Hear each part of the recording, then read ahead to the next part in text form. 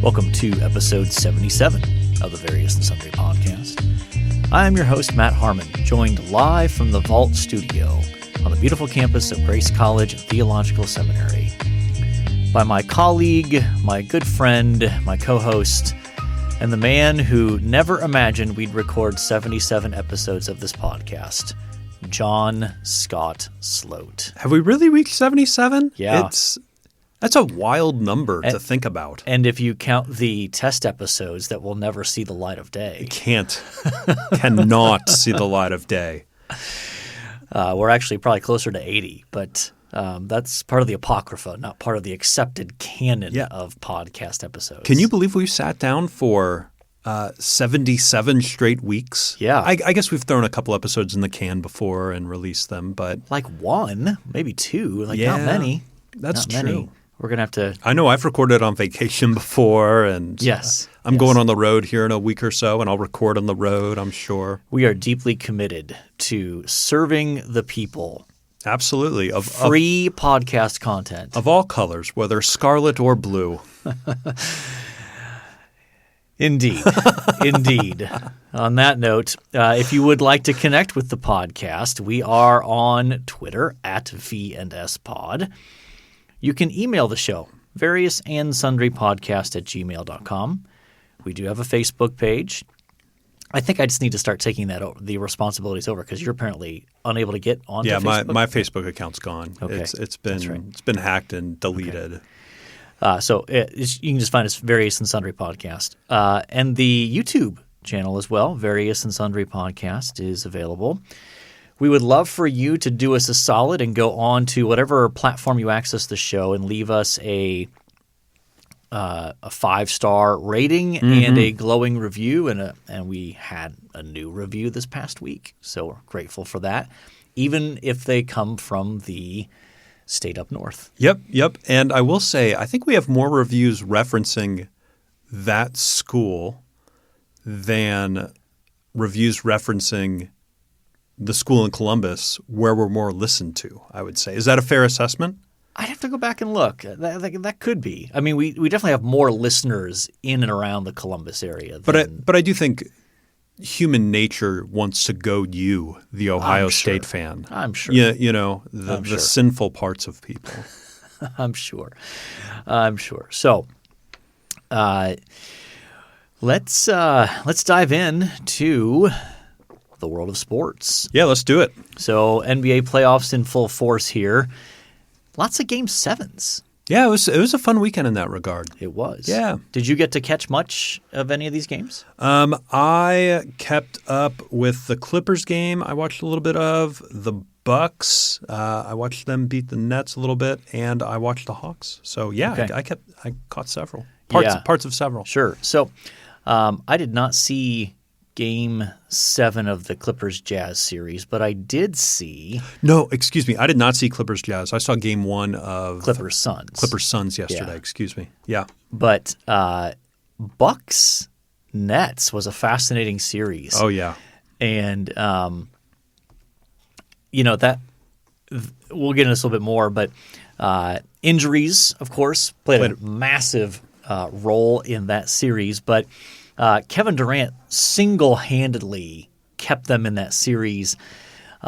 James Harden was out there playing at maybe like 50%, maybe. Oh, yeah. And yet, KD managed to carry them, including hitting a ridiculous game tire at the end of regulation in Game 7 that if he had stepped back an extra inch, would have won the game. Yeah. So... And then, unfortunately, or fortunately, depending on your perspective, missed the shot in overtime. Yes, a similar shot attempt, but you could just tell he was gassed. But this is what drives me crazy. The shot he hit to tie it, to send it to overtime, was amazing. But I think this is the Sports Center effect. Everybody wants to hit the three or the long shot to win the game at the end of the game. Like, you see this all the time. Teams that run great offense, they get the last possession, and instead of running great offense, their best offensive player dribbles it out near half court, until about the 4-second mark. Yep. And then takes some contested fadeaway step back three.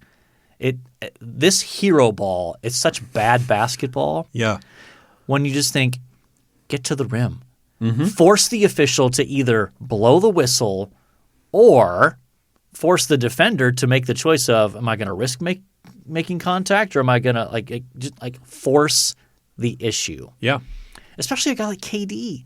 Like, he's long, he's athletic, and he's going to get calls. Yeah. He's going to get to the rim too. I mean, it's like 2 steps for him to get across the court. It just drives me crazy. So, but really, it seems though, like, actually, let's talk a little bit. Hawks beat the Sixers. Yeah. It's got to make you feel better as a Knicks fan. It does. Well, the other thing that makes me feel better as a Knicks fan is the Nets lost. Yeah. Like all that hubbub for one round further than the Knicks. Yeah. You know, that was. Though in fairness, they were missing 2 of their best 3 players essentially. Yep. Okay. But in the annals of history, Okay. the Nets will have gone 1 round further. But yeah, the Hawks played really well. Yeah. Yes, but let's acknowledge that the Sixers did a major choke job. Mm-hmm. I mean, they blew like an 18-point lead in Game 6 on the road. Was it Game 6? They blew like an 18-point lead. I think so. Yeah.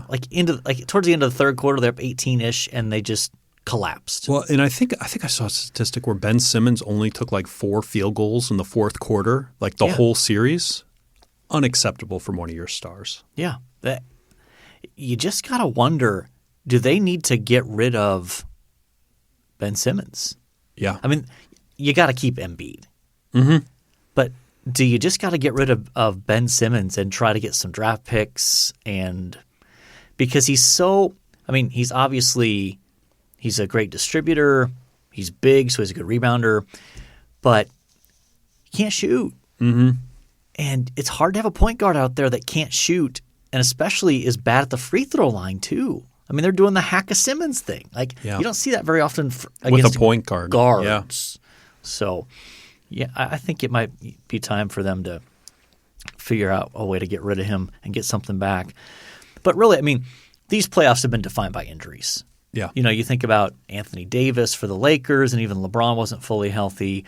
Kyrie goes down for the Nets. Harden goes down for the Nets. Chris Paul is in the health and safety protocol. He missed Game 1 that the Suns still won. Yeah. I think he'll be back for Game 2. And it makes Kawhi Leonard out for the Clippers. It does make you wonder about the bubble, the quick turnaround in season, the abbreviated season they had. You know, all these things start to pile up. Well, and LeBron's been saying that on social media. He's made some comments on social media, which of course people take as sour grapes, like excuse making. Yeah. But he's got a point. I think so. There's something there. Yeah.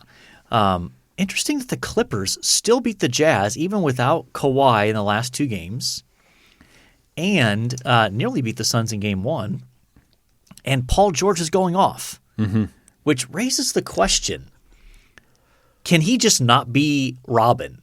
Does he just have to be Batman? He has to be Batman. Yeah, no, that's a good question. I mean, it just feels like when there's someone better on his team, he just doesn't consistently produce. Mm-hmm. But when he's the guy, he produces. It just makes you wonder the long-term chemistry of that combination. Is that just not going to work? Yeah. Although he did okay in OKC, didn't he? Yeah. But they were never a serious contender and he wasn't playing with someone like who was the best player on Russell Westbrook. Yeah, Kawhi I think is significantly better than Russell. I mean, Russell puts up big numbers, but he's not at the same level in my estimation as a Kawhi Leonard. Like I would put him in one of the 3 or 4 best players in the NBA. Mm-hmm. Russell Westbrook is more like top 10, 12 best players in the league, even though he puts up the big numbers. Where do you put George in that?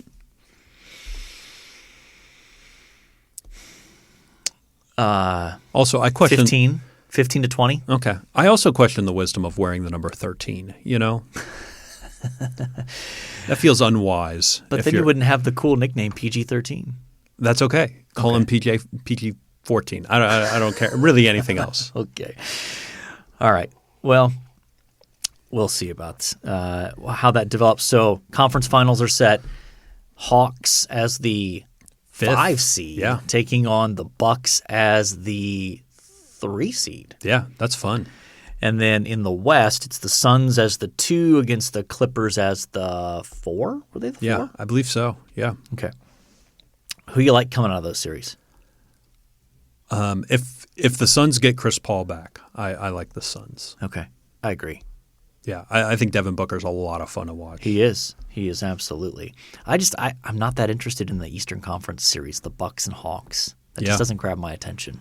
Yeah, Milwaukee versus Atlanta. Yeah, and the NBA execs are like deeply disappointed to have lost the Nets because you lose a New York, New Jersey media market. Oh, yeah. I mean, Milwaukee and Atlanta are pretty small markets nationally, and they don't tend to have huge following, especially Atlanta. No one's a Hawks fan except for people in Atlanta and around. You have some Bucks fans, maybe because of Giannis.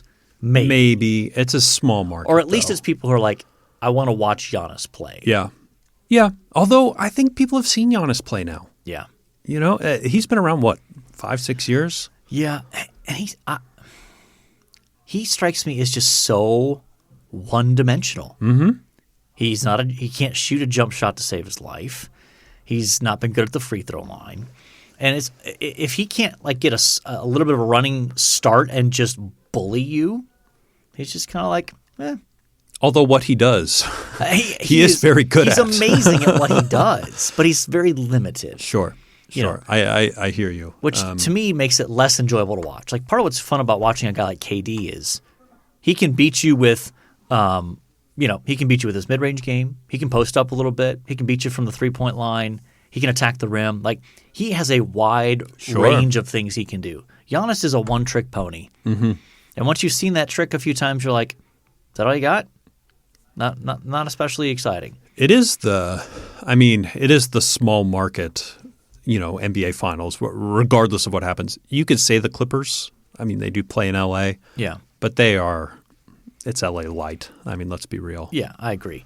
I think the league office would probably be more likely to root for the Suns because their brand of basketball is more entertaining. Oh, yeah. It's fast-paced. They have a new star in the sense of nationally, Devin Booker. Chris Paul, a big enough name, I mean, especially from the State Farm commercials and stuff. He's a national figure. So my guess is that if you asked Adam Silver privately, who would you prefer? He might go with the Suns over the Clippers. Who would he want coming out of the East? Who would Adam Silver want coming out of the East between the Bucks and the Hawks? Oh, man. The Hawks, they have that young star in Trae Young. Trae Young, yeah. I don't know. Maybe Trae Young? Cinderella story, brash player, loves the energy of the crowd, loves to be hated. I mean, he's Reggie Miller 2.0 in that sense of Mm-hmm.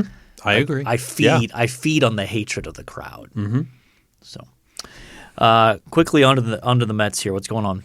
3 of 4 from the Cubs this week, and then we lost 3 of 4 from the Nationals this weekend. So kind of a wash. Yeah, it's a big week. So we had a doubleheader Saturday. We have a doubleheader tonight. I think we have a doubleheader Wednesday or Thursday. So we just have a lot of games going on. Yeah. And other games the other days of those weeks too. Sure. So there's just a lot going on. We're still in first place by 4 games. Yeah. Speaking of a lot going on, there's just a lot going on in this building right now. Yeah, I'm a little nervous our listeners can hear it. We do have a DMin class, not a demon class, but a doctorate of ministry class, DMin class. Yes. I know you know that. D.MIN. Yes. Going on across the hall, and they are on break and seemingly on break and quite loud. Yeah. Imagine getting 22 pastors together and you have a group of people talking loudly. Yeah. That's a weird thing. We're also recording at 4 in the afternoon on Monday, which we never do. No. So we feel just off our game, I think. There was a period of time where we were recording at 1 in the afternoon, and even that felt hard. Yeah. We were struggling. 4 feels wild. Although I get to go home after this. So, there's that. Yeah, indeed. So now that we've made our excuses for the potential poor quality of this episode, are we ready to move on to talk about Jesus, the Great Philosopher? Sure. Okay. So these chapters were focused on relationships. And so, the initial chapter deals with how ancient philosophy talked about different relationships, and then Christianity's alternative to those. So what were some things that kind of caught your attention in reading through that? Well, he focused in relationships on friendship in particular, something you and I have talked about on this pod before. Yeah. And I think a good conversation that we'll probably come back to again as we read a good article or see a good book. But I thought his the necessity of friendship for flourishing, I think is a not often talked about point that needs to be talked about more. Yeah. Yeah, I think so. You're right that we've definitely talked about that on the pod, but it just seems like it's an issue and a topic that our contemporary culture does so poorly at that it's worth cycling back to. And I think, at one level, I'm just thinking sometimes you'll get asked, so so-and-so.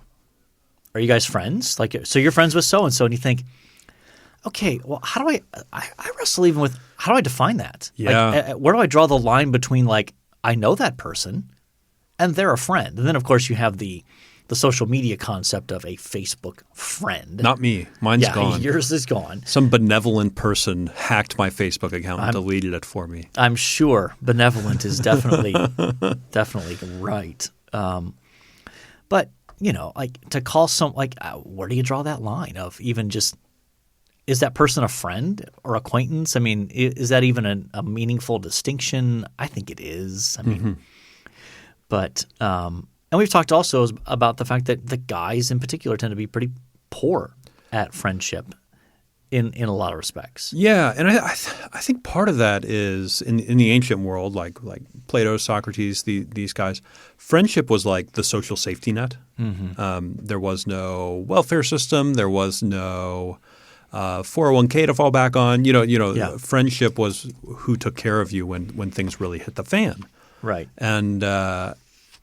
And we don't have that today. If I lose my job and these other things, well, I have a string of things I can fall back on. Same for you. And we don't necessarily we feel a lack of that need for friendship, I think, from time to time.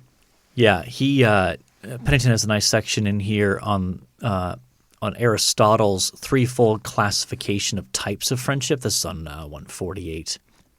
Yeah, and 149. I did like this, yeah. Friendships of utility, in other words, relationships based on need or help given to another, kind of the lowest level of friendship. Sure.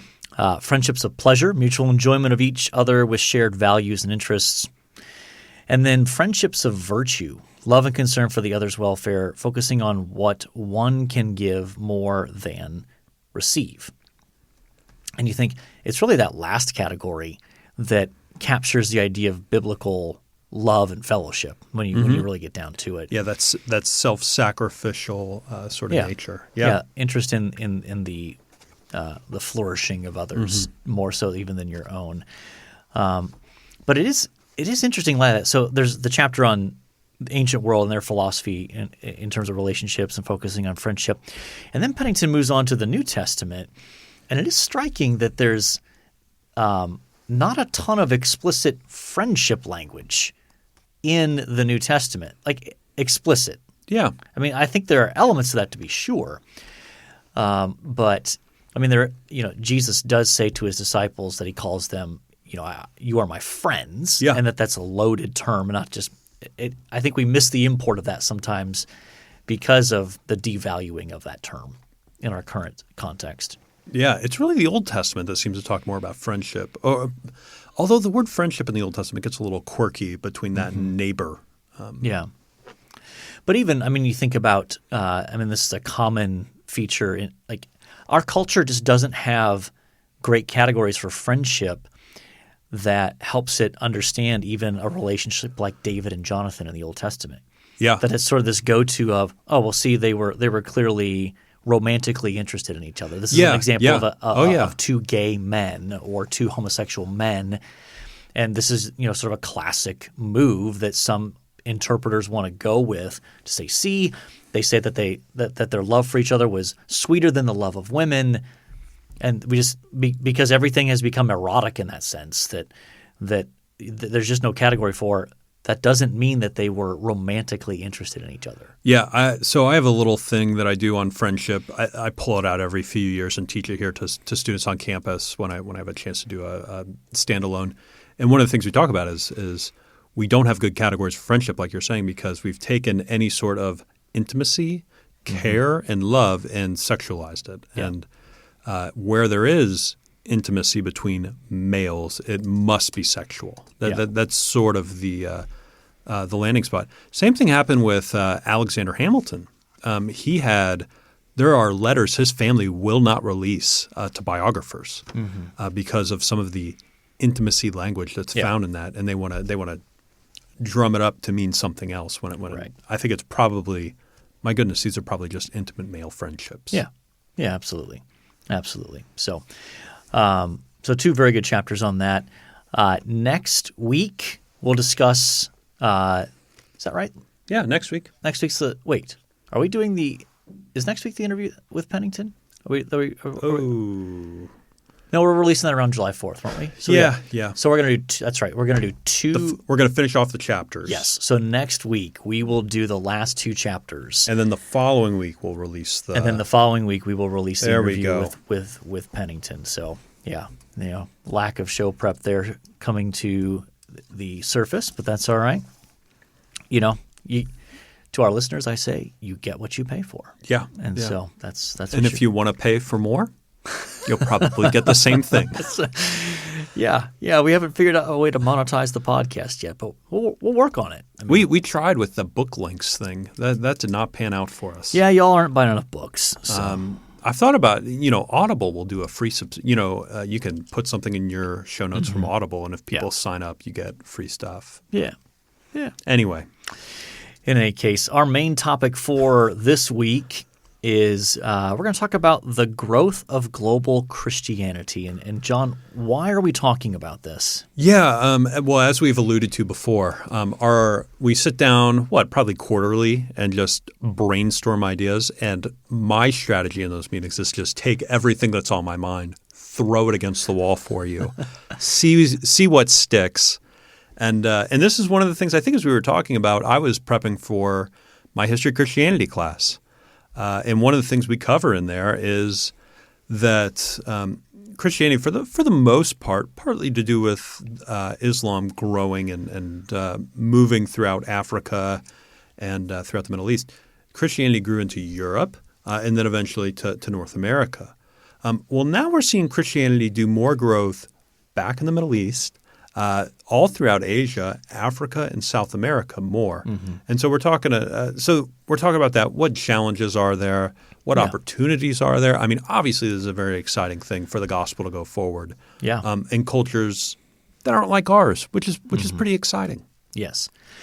Yeah, and one of the challenges that it certainly creates is getting remotely accurate data on something like this, right? I mean, absolutely. And so we've done.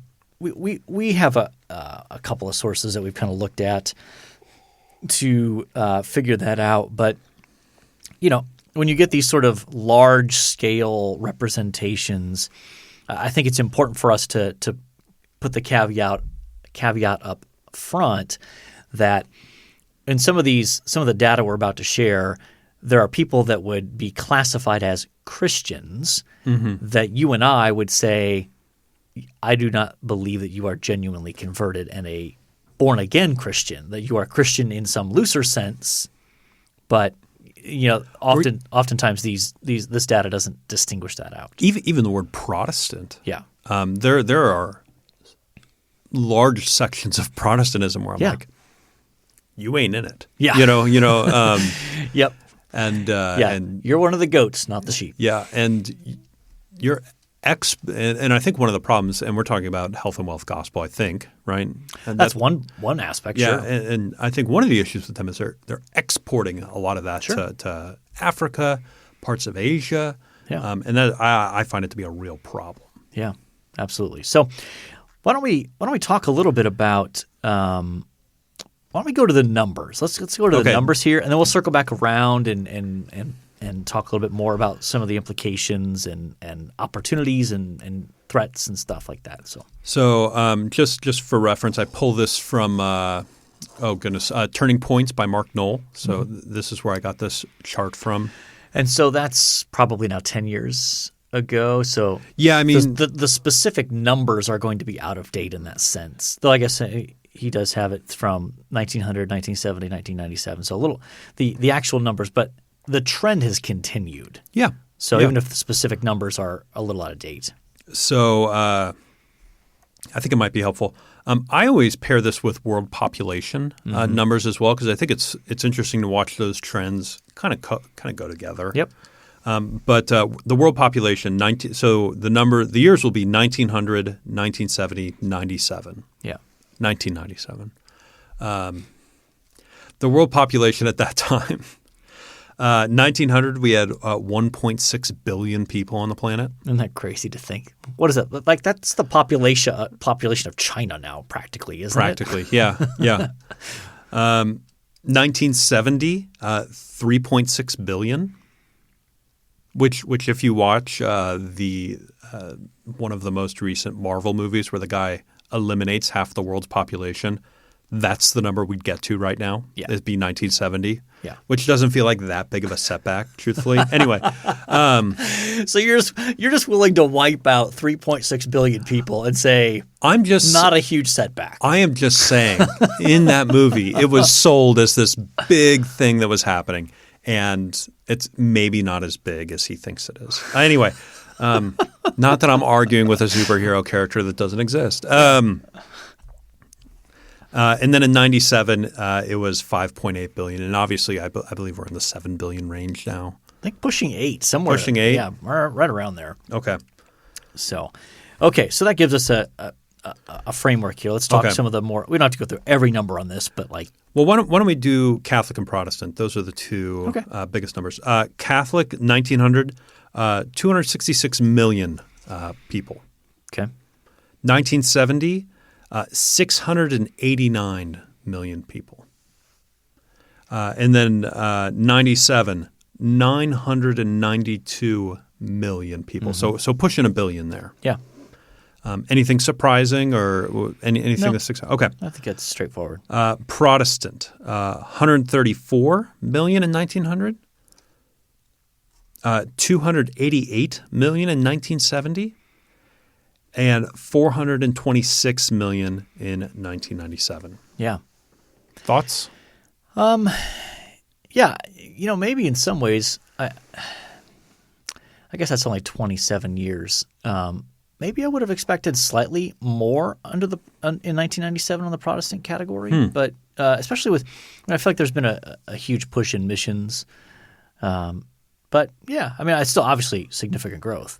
So I do bring this up in class in light of the missionary conference in Edinburgh in 1910, where there's a push from a very ecumenical group to say we need more missionaries out there, and I show this chart to be just like, were we successful? Was this a good trend? Was this the right move in 1910?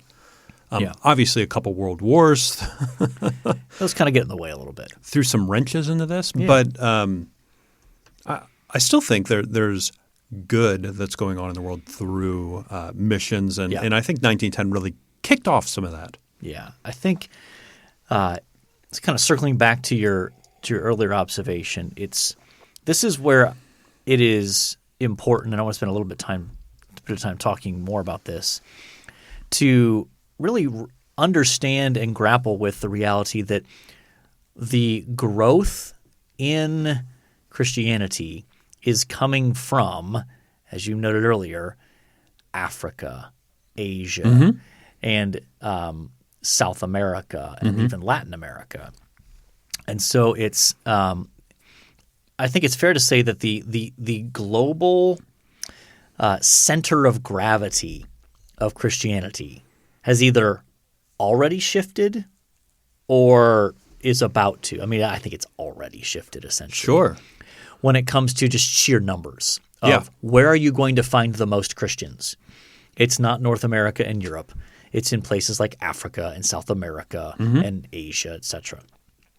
And so I think that that's something that we as believers in America, I think we need to think through that a little bit. I think we need to recognize that.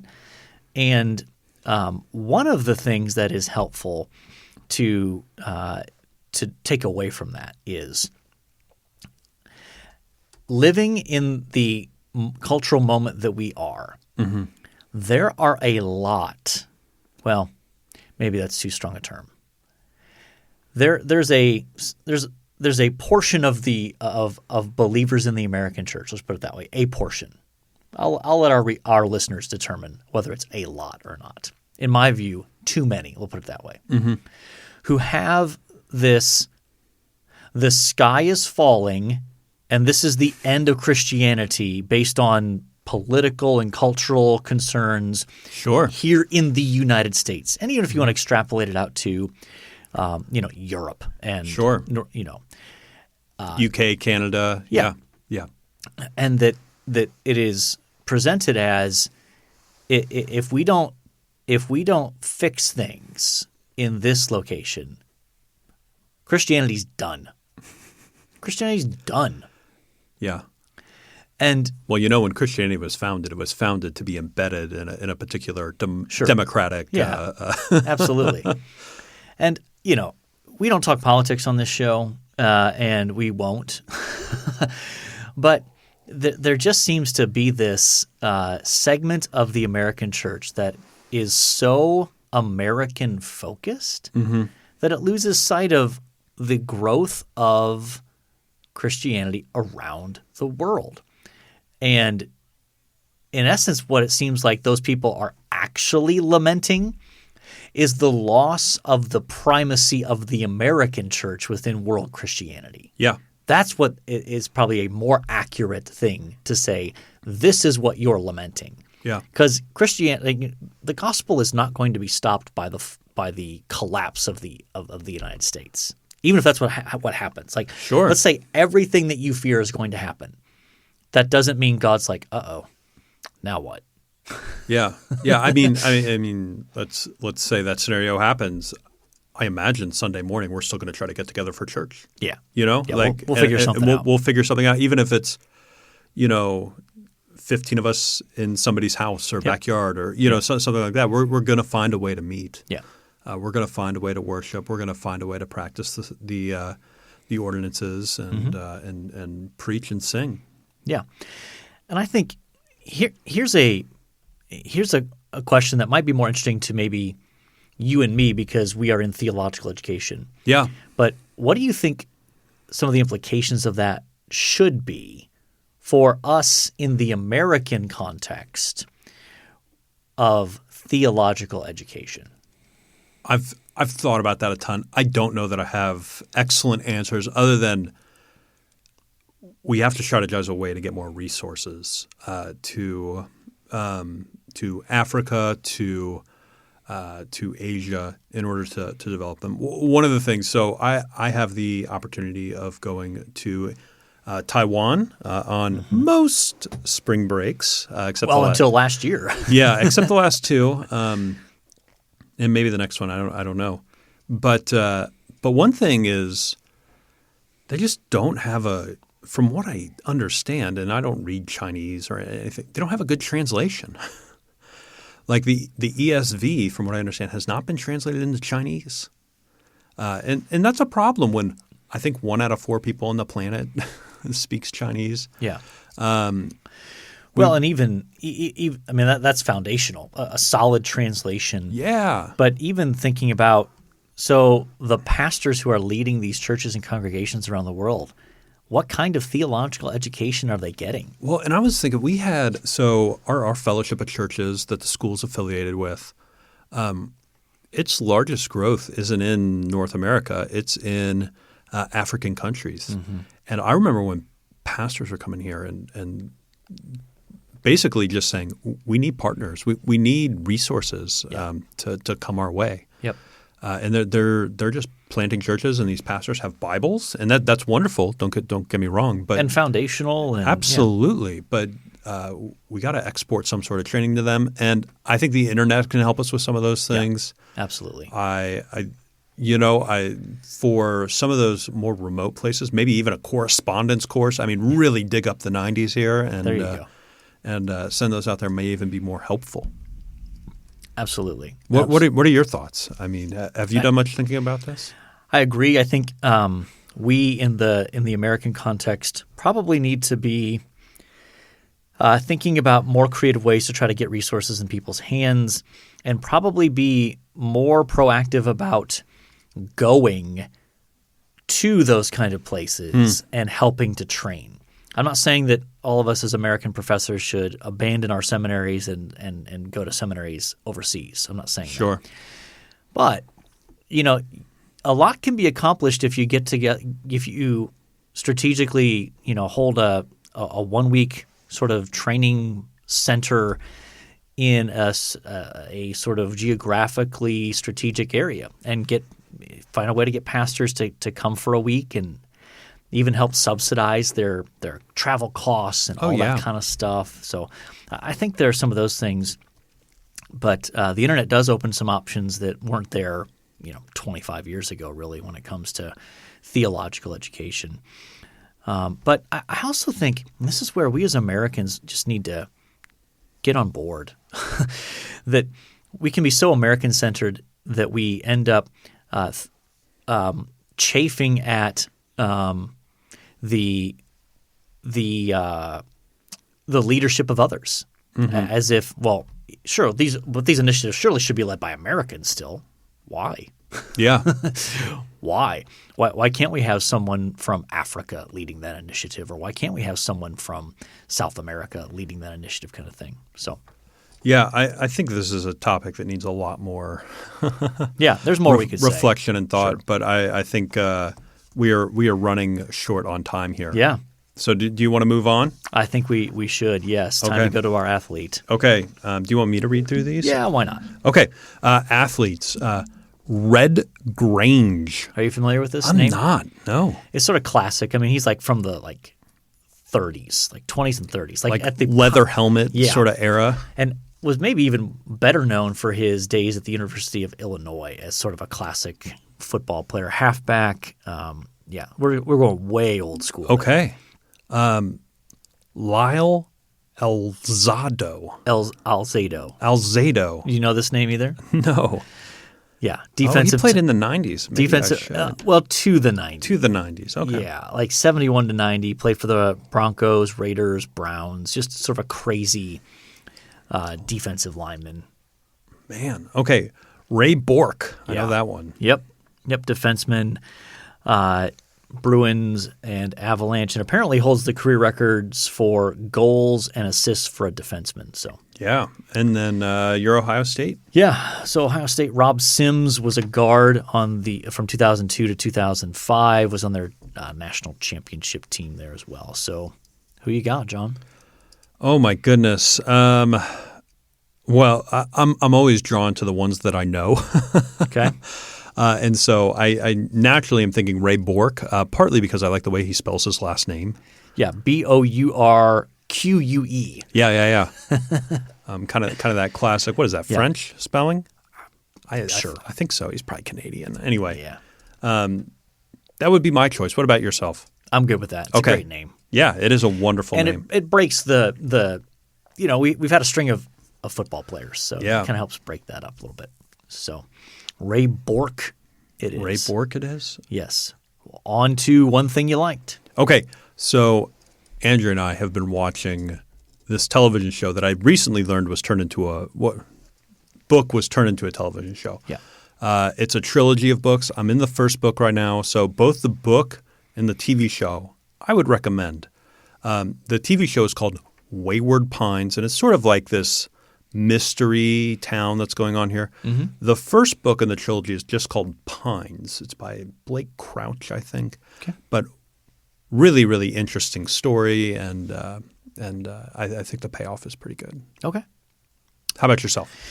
Yeah, so mine's going to take a little bit of explanation, but my son Jake and I helped out at a basketball clinic this past Friday, which is, might not sound like much, but there's a little backstory to it. So when Jake was, he probably would have been, I guess, 10, 11, in that range. His favorite basketball player in the world was Aaron Kraft from Ohio State. Yeah. I remember this. And through a mutual connection, Jake handwrote a letter to Aaron. At what age? He was probably 10 or 11, in that ballpark. And this personal connection promised to pass this on to Aaron, and largely suggested he'll probably be kind enough to write you back. Okay. It never happened. Aaron never responded. So now flash forward to a couple weeks ago. We're at a wedding. And I see across the room this guy that I have not seen in person in 27 years at this wedding, who is on staff with Athletes in Action. Was this the same wedding I was at? Yes. Oh, okay. We were in Albania in 1994 together. Wow. Yes. So now he's with Athletes in Action. Okay, cool. And we're chatting with him and mentioning Christian athletic group. Yes, Athletes in Action. It's a branch of Cru, Campus Crusade for Christ. Okay. And so we're chatting with him, and he's mentioning that he actually works with several prominent athletes, obviously. And so one of them was Aaron Kraft. And so we're like, that's funny. Our son Jake, when he was a kid, was a huge Aaron Kraft fan and still is. Actually, we had him write a letter to Aaron, and Aaron never responded back. And so he kind of laughed about, that's kind of funny. And so this acquaintance says, well, I'm running a basketball clinic this Friday, like less than a week from now, and Aaron Kraft is going to be the main guy there. Would Jake want to come and work that camp with Aaron? Oh, my goodness. And so we're like, yeah. So this past Friday, we got to work a basketball clinic with Aaron Kraft and also one of his former Ohio State teammates as well, Dallas Lauderdale. Oh, great name. Great name. 6'9", get this. His wingspan, 7'6". Wow. Freakishly long arms. Knuckles dragon. Yeah, huh? totally. So we got to work this camp all day with Aaron and Dallas, and then there was a gap in the afternoon where we just got to hang out with them at a house as we were waiting for this evening event that they were doing to share the gospel and talk about their experience at Ohio State. Where was it at? Was it in Ohio? It was in Ohio. Okay. Yeah. Very cool. A lot of fun. Took some pictures and Aaron's seems like a very down to earth guy. Like showed legitimate interest in both me and Jake and what we were doing. And very cool. Yeah, he's a good dude. So is he coming out to Grace at any time or like working on it? Okay. Got to do the slow roll here. JV coach? What are we talking? He's in medical school at Ohio State, so he's a little busy. Okay, well, fine. Yeah. You know. So that was my one thing I liked this week. That's awesome. Yeah. So, we got to land this plane here. We've talked NBA playoffs. We've talked friendship from Jesus, the great philosopher. We've talked the growth of global Christianity, and we have talked athletes. We've talked Ray Bourque. Big fans. We've talked Wayward Pines. We've talked Aaron Kraft. And so now I think we're ready to call mission accomplished. And so all that's left to say is that until next time, the Lord bless y'all real good. Later.